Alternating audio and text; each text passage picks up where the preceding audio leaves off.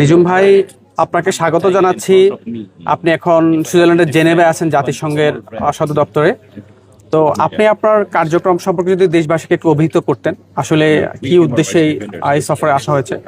আচ্ছা, প্রথমে আপনাকে একটা ভালো খবর দেই। সেটা হচ্ছে যে নিশ্চয়ই জানেন যে এই বছরের 12ই ফেব্রুয়ারি জাতিসংঘের যে হিউম্যান রাইটস যে অফিসটা আছে, তারা বাংলাদেশকে নিয়ে 114 পাতার একটা রিপোর্ট দেয়, যেটা নিয়ে জামাত শিবির বা এই বাংলাদেশের বিরোধী অংশ তারা খুবই উৎফুল্ল ছিল যে আপনার আওয়ামী লীগ সরকারের সময় অনেক খুন হয়েছে গত জুলাইতে, নানান ধরনের রিপোর্ট দেয়।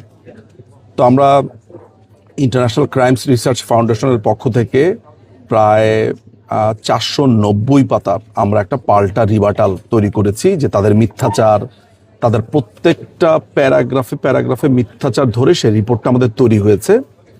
প্রথমত এই রিপোর্টের কথা আমরা আজকে বলবো, যদিও সেটা নিয়ে একটা ফর্মাল সংবাদ সম্মেলন। আপনি জানেন যে ব্রাসেলস, জেনেভা, প্যারিস এবং নিউ ইয়র্ক, লন্ডন, এই জায়গাগুলোতে এরকম 4-5টা জায়গাতে আমরা সংবাদ সম্মেলন করব এবং সারা পৃথিবীকে জানাবো যে আমরাও পাল্টা একটা রিপোর্ট তৈরি করেছি। সেটাও সবাইকে পড়তে হবে, তাদের যে মিথ্যাচার, ভুল তথ্য, সেগুলা নাম্বার 1 এই ভিডিওর মাধ্যমে সেটা আমি জানিয়ে দিচ্ছি। আমরা শীঘ্রই একটা সংবাদ সম্মেলনে সবাই দেখতে পারবে, অর্থাৎ ওই রিপোর্টের একটা রিবাটাল তৈরি হয়েছে। আজকে এই মুহূর্তে আমরা জেনেভাতে জাতিসংঘের কার্যালয়ে এখানে আছি। এখানে আমাদের একটা প্রোগ্রাম আছে বাংলাদেশ বিষয়ক।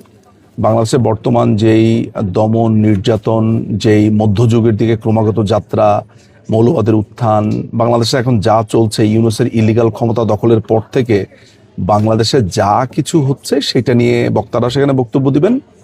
তো সেখানে আমিও আমার অবস্থান তুলে ধরবো এবং সেখানে আরো অনেক ব্যক্তিরা আছেন, অনেক পৃথিবীর অনেক হিউম্যান রাইটস ডিফেন্ডাররা এখানে এসছেন, অনেক ডেলিগেটস এসছেন। আমরা চেষ্টা করব সেইখানে বাংলাদেশের বর্তমান চিত্রটা সবার সামনে তুলে ধরার জন্য, যে বাংলাদেশের বর্তমান ইউনুস কিভাবে ক্ষমতা দখলের পর থেকে কিভাবে একটা মৌলবাদী রাষ্ট্রে পরিণত হচ্ছে, এটিকে কিভাবে একটা ধর্মভিত্তিক রাষ্ট্র বানানোর পায়তারা চলছে, মুক্তিযুদ্ধের চেতনা কিভাবে ধূলিসাৎ করা হয়েছে, একটা সেকুলার কান্ট্রির আইডিয়াকে কিভাবে নষ্ট করে আর একটা তালেবানি রাষ্ট্র বানানোর জন্য চেষ্টা করা হচ্ছে, কিভাবে নারীদেরকে রেপ করা হচ্ছে, মানুষকে হত্যা করা হচ্ছে। আপনি জানেন নদীতে এখন আর মাছ পাওয়া যায় না বাংলাদেশের নদীতে এখন জাল ফেললেই মানুষের লাশ ওঠে। ক্রমাগতভাবে জেলের ভেতরে হত্যা করা। আপনি জানেন যে কয়দিন আগে একজন মন্ত্রী হুমায়ুন সাহেবকে চিকিৎসার অভাবে তাকে মেরে ফেলা হয়েছে এই আদালতের মধ্যেই।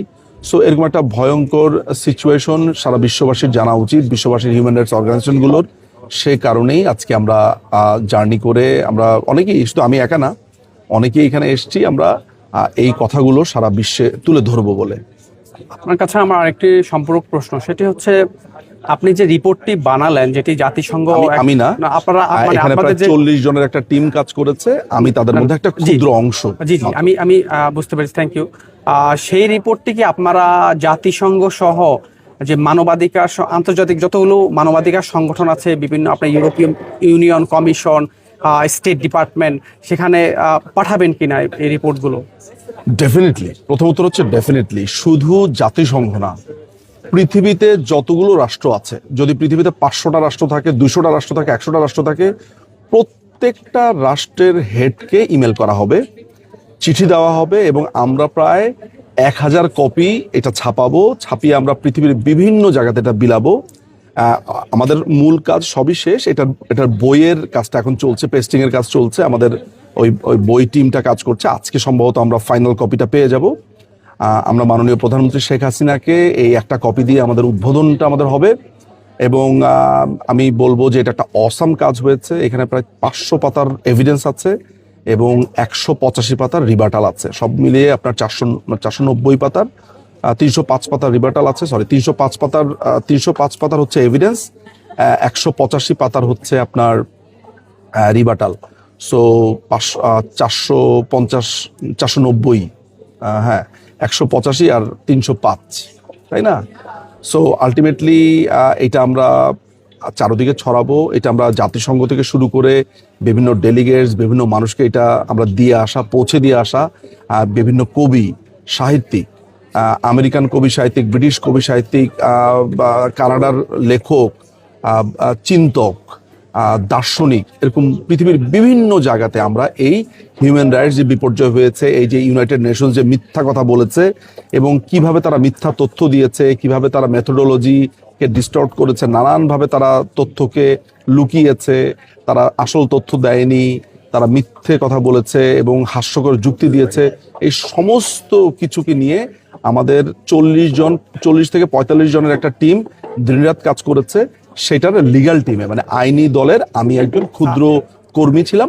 এই বিষয়ে সেই রিপোর্টটা করেছে। এই বিষয়ে একটা সম্পূরক প্রশ্ন আছে, সেটা হচ্ছে আপনারা কি তারা যেরকম এই যে জাতিসংঘের মানবাধিকার টুলসটাকে ব্যবহার করে, বিশেষ করে ইউনুস রেজিম তারা যেভাবে বিলিয়ন বিলিয়ন ডলার ব্যয় করছে লবিস্ট নিয়ে, যেটি তারা নিজেরা স্বীকার করেছে, আপনি জানেন জামাতের ইউরোপের মুখপাত্র আবু বকর মোল্লা স্বীকার করছে, আপনারা কি ব্রাসেলস সহ জেনেভাতে এবং নিউ ইয়র্কে এরকম কোন সেমিনার সিম্পোজিয়াম করবেন কিনা? এই প্রসঙ্গে একটু এই আপনারা জেফ্রি শ্যাক্সকে চিনেন, Columbia university sustainable development professor, তাকে কি আপনারা সম্পৃক্ত করবেন? তিনি এই বিষয়ে কথা বলেছেন। আমেরিকা কেন্দ্রিক প্রোগ্রামে তাকে সম্পৃক্ত করা হবে বলে আমাদের যারা তার সাথে যোগাযোগ করছে তারা জানিয়েছে।